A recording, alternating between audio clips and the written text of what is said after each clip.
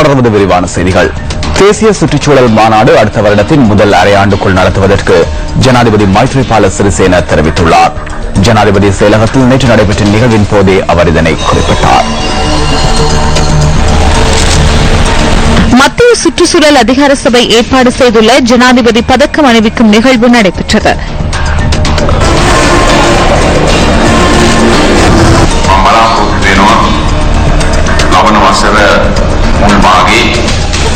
அடுத்த வருடத்தின் முதல் அரையாண்டுக்குள் தேசிய சுற்றுச்சூழல் மாநாட்டினை நடத்துவதற்கு நான் எதிர்பார்த்துள்ளேன். அதன்போது ஒவ்வொரு துறைகளிலும் சேவையாற்றுகின்ற அனைவரும் கௌரவிக்கப்படுவர். அவர்களை கௌரவிப்பதற்காகவும் அதேபோல் தேசிய வேலை திட்டத்திற்காகவும் அனைவரையும் ஒன்றிணைப்பதற்கு எதிர்பார்த்துள்ளேன்.